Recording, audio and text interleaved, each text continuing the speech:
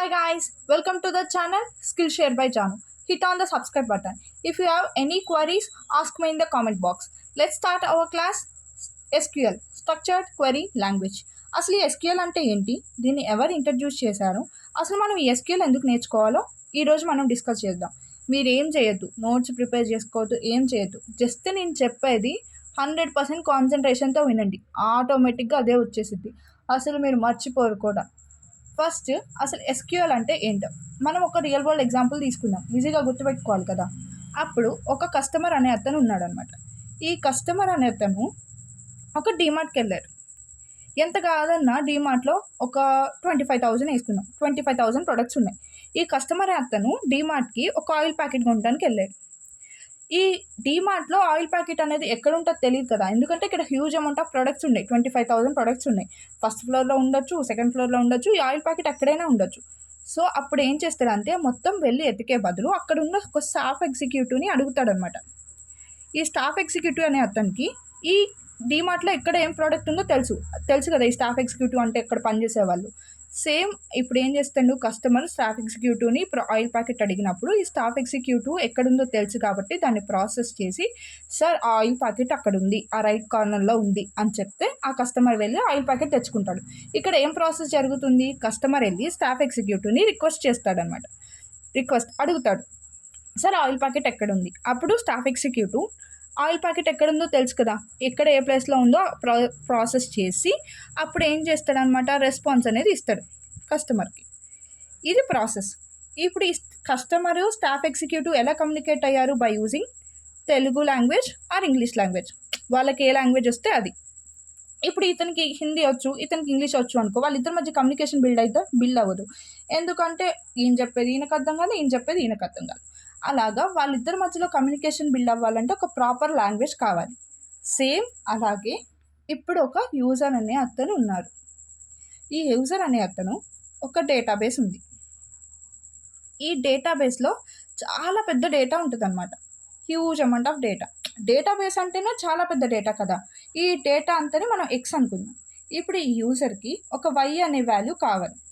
ఇంత పెద్ద ఎక్స్ డేటాలో ఒక చిన్న వై వాల్యూ కావాలి. సేమ్ ఇక్కడ స్టాఫ్ ఎగ్జిక్యూటివ్ ఎలా అయితే ఉన్నారో ఇక్కడ కూడా ఆర్డీబీఎంఎస్ అని ఒక అతను ఉంటాడు. ఇక్కడ మన డీమార్ట్లో అంతా పిచ్చి పిచ్చిగా ఉండవు కదా ప్రొడక్ట్స్, మొత్తం లైన్గా నీట్గా అరేంజ్ చేసి పెడతారు. సేమ్ అలాగే ఆర్డీబీఎంఎస్లో కూడా డేటా అనేది నీట్గా అరేంజ్ అయి ఉంటుంది, ఒక రో కాలం వైజ్గా. అప్పుడు ఈ యూజర్ అనే అతను ఎప్పుడైతే ఆర్డీబీఎంఎస్కి రిక్వెస్ట్ చేస్తాడో అప్పుడు ఆర్డీబీఎంఎస్ అనే అతను ఆ డేటా అనేది ప్రాసెస్ చేసి ఈ రెస్పాన్స్ అనేది జనరేట్ చేస్తాడు యూజర్కి. సార్ మీరు అడిగిన వై వాల్యూ ఈ రోలో ఉంది, ఈ కాలంలో ఉంది, పర్టికులర్ ఇక్కడ ఉంది అని చెప్తాడనమాట. ఇక్కడ కస్టమర్ అనే అతను స్టాఫ్ ఎగ్జిక్యూటివ్ని తెలుగు ఇంగ్లీష్లో ఎలాగైతే కమ్యూనికేట్ అయ్యాడో సేమ్ యూజర్ అనే అతను ఈ డేటాబేస్ని కమ్యూనికేట్ అయ్యి డేటాని తెచ్చుకోవాలి అంటే ఎస్క్యూఎల్ లాంగ్వేజ్ యూజ్ చేస్తాడు. ఇది స్ట్రక్చర్డ్ క్వెరీ లాంగ్వేజ్. ఇక్కడ ఉన్న స్ట్రక్చర్డ్ డేటాలో ఈ యూజర్ అనే అతను ఒక క్వెరీ పాస్ చేసినప్పుడు ఆ క్వెరీ అనేది ఇక్కడ ప్రాసెస్ అయ్యి మనకి రెస్పాన్స్ జనరేట్ చేసిద్ది. డెఫినేషన్ ఏంటంటే the language that is used to communicate with the database. ఇక్కడ తెలుగు ఇంగ్లీష్ ఎలాగో ఇక్కడ ఎస్క్యూఎల్ అలాగే. The language which is used to communicate with the database. The language which is used to communicate with the database.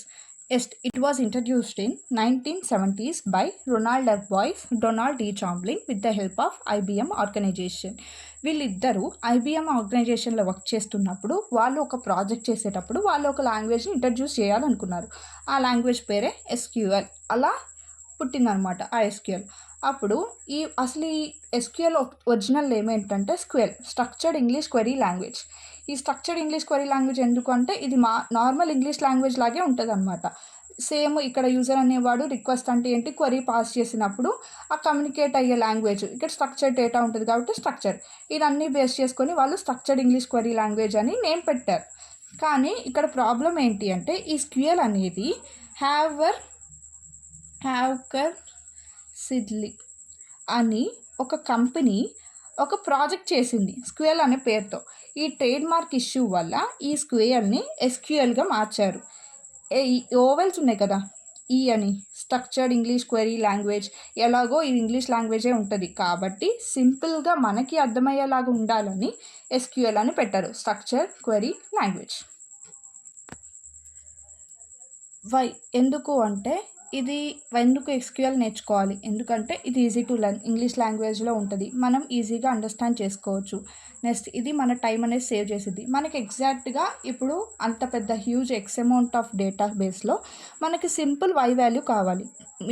అంతా ఒక pin to pin మొత్తం search చేసే బదులు just ఆ వై వాల్యూ అనేది మనకి రిట్రీవ్ చేసిద్ది కదా, సో అక్కడ మన టైం అనేది సేవ్ అవుతుంది. Next work with big data x అంటే పెద్ద డేటాలో చిన్న వై వాల్యూ, సేమ్ అదే ఎగ్జాంపుల్. ఎక్సెల్ అనేది అంత పెద్ద డేటాతో వర్క్ చేయలేదన్నమాట, కానీ ఎస్క్యూఎల్ అనేది ఈజీగా ఆపరేషన్స్ పర్ఫామ్ చేసిద్ది. నెక్స్ట్ ఇది యూనివర్సల్ స్కిల్, ఇది బ్యాంకింగ్ సెక్టార్లో కానీ ఈకామర్స్ కానీ ఎక్కడైనా మనం సపోజ్ ఏఐ తీసుకుందాం, ఏఐ అయినా డేటా లేకుండా వర్క్ చేసిద్దాం, వర్క్ చేయలేదు. దేనికైనా డేటా కావాలి, డేటాతో ఎలా కమ్యూనికేట్ అవ్వాలి, ఎస్క్యూఎల్. కాబట్టి అంత ఇంపార్టెంట్ ఎస్క్యూఎల్. సో అందరూ ఎస్క్యూఎల్ నేర్చుకోండి. Next connect with many tools, ఇది ఎస్క్యూఎల్తో కనెక్ట్, ఈ ఎస్క్యూఎల్ అనేది ఎక్సెల్తో పైథాన్తో చాలా టూల్స్తో కనెక్ట్ చేసి యూజ్ చేసుకోవచ్చు. ఇది మనం ఈరోజు నేర్చుకున్న టాపిక్. ఎస్క్యూఎల్ అంటే ఏంటి, దాన్ని ఎవరు ఇంట్రడ్యూస్ చేశారో నేర్చుకున్నాం, అసలు ఆ ఎస్క్యూఎల్ నేమ్ ఎందుకు పెట్టారో నేర్చుకున్నాం, ఆ ప్రాసెస్ నేర్చుకున్నాం, ఎగ్జాంపుల్స్ చెప్పుకున్నాం, అండ్ ఇదంతా మనం నేర్చుకున్నాం కదా. చూసారా మీకు ఎంత సింపుల్గా అర్థమైందో. సరే, నెక్స్ట్ క్లాస్లో మనం అసలు డేటా అంటే ఏంటి, ఈ డేటాబేస్ అంటే ఏంటి, ఆర్డీబీఎంఎస్ అంటే ఏంటి, డీబీఎంఎస్ అంటే ఏంటి, అసలు ఇది ఏం ఆపరేషన్స్ పర్ఫామ్ చేసిద్ది, డేటా మ్యానిపులేషన్ ఎలా చేసిద్ది, అసలు మన డేటాని ఈ ఆర్డీబీఎంఎస్లో ఎలా ఇన్సర్ట్ చేసుకోవాలి, ఈ ప్రాసెస్ అంతా మనం నెక్స్ట్ క్లాస్లో తెలుసుకుందాం. మీకు నెక్స్ట్ క్లాస్కి నోటిఫికేషన్ కావాలంటే సబ్స్క్రైబ్ బటన్ క్లిక్ చేయండి. మీకు ఇంకా ఏమన్నా ఫర్దర్ క్వశ్చన్స్ ఉన్నాయా, లేదు నాకు వేరే సబ్జెక్ట్ కావాలి అంటే కామెంట్ చేయండి, నేను హెల్ప్ చేస్తాను. Thank you for watching.